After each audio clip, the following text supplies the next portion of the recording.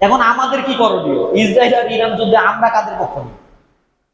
যদিও তাদের অনেক ইতিহাস আছে মুসলিমদেরকে হত্যা করার, একটা পরিণতি আপনারা জেনে রাখেন, ইরান বা ইসরায়েল যেই বিজয়ী হোক এদের সাথেই আমাদের যুদ্ধ করতে হবে। যদি ইসরায়েল পরাজিত হয় তাহলে ইরানের আমাদেরকে ধ্বংস করার জন্য অভিযান চালাবে, তাদের সাথে আমাদের যুদ্ধ করতে হবে, এটাই সুনিশ্চিত কথা। আর যদি ইসরায়েল জিতে যায় তাহলে ইসরায়েলের সাথে আমাদের যুদ্ধ করতে হবে, কারণ ওরাও আমাদেরকে ধ্বংস করার জন্য কাজ করে। এমত অবস্থায় আমরা কি করতে পারি? তুলনামূলক বড় শত্রুর বিপরীতে তুলনামূলক ছোট শত্রুরা কি করতে পারি? সাপোর্ট করতে পারি। আল্লাহ সুবহানাহু ওয়া তাআলা পবিত্র কোরআনে আমাদের এই ব্যাপারে একটা দিক নির্দেশনা দিয়েছেন, সেটা হচ্ছে সূরা রুম। এই সূরা রুম নাজিলের প্রেক্ষাপটটাই এমন ছিল, সেই সময় রোমান সাম্রাজ্য আর পারস্য সাম্রাজ্য, একটা হলো কাইসার আর একটা হচ্ছে কিসরা, তারা দ্বন্দ্বে লিপ্ত হয়েছে।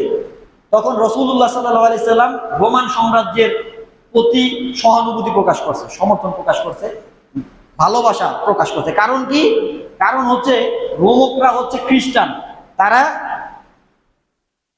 আসমানি কিতাবে বিশ্বাসী, আর পারস্যরা ছিল অগ্নি পূজক, মূর্তি পূজক। তো যখনই এই রোমকদের যুদ্ধে গুলিবাতির রূপ মানে রুমরা পরাজিত হয়েছে, যখন এই ঘটনা ঘটে তখন মক্কার মুশরিকরা খুব আনন্দিত হয়, অনেক আনন্দিত হয়। কারণ কি? ওরাও মূর্তি পূজক, ওরাও মূর্তি পূজক, ওরাও অগ্নি পূজক, দুটোই মুশরিক এক শ্রেণী। আর মুসলমান সাহাবীরা আল্লাহ রাসূল সহ মর্মাহত হন, কারণ তারা আসমানি কিতাবের অনুসারী আর আমরাও আসমানি কিতাবের অনুসারী। তখন আল্লাহ সুবহানাহু ওয়া তাআলা আমাদেরকে বলছে যে তাহলে বোঝা যাচ্ছে কোনো একটা বিষয়কে, দুই বাতিলের মধ্যে কোনো একটা বিষয়কে সমর্থন করার ব্যাপারে কোরআনের থেকে একটা নির্দেশনা আছে। যেহেতু ইরান সবকিছু ঠিক আছে, আল্লাহকে মানে, ঠিক না, নবী করিম সাল্লাল্লাহু আলাইহি ওয়াসাল্লাম মানে, আবার অমর্যাদাও করে, এই দিক থেকে তারা একেবারে যারা ইসরায়েল আছে তাদের চেয়ে অনেক ভালো বা আমাদের কাছাকাছি।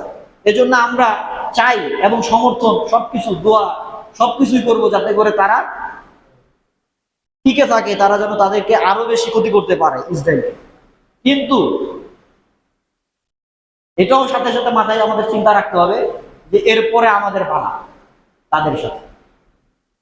অতএব আমাদের অবস্থান সুস্পষ্ট। আল্লাহ সুবহানাহু ওয়া তাআলা যা কিছু বললাম শুনলাম সেগুলো হৃদয়ঙ্গম করার এবং সেগুলোর ব্যাপারে আমরা সচেতন অবস্থায় থাকার আল্লাহ সুবহানাহু ওয়া তাআলা তৌফিক দান করুন। আমিন। সুবহানাকাল্লাহুম্মা ওয়া বিহামদিকা আশহাদু আল্লা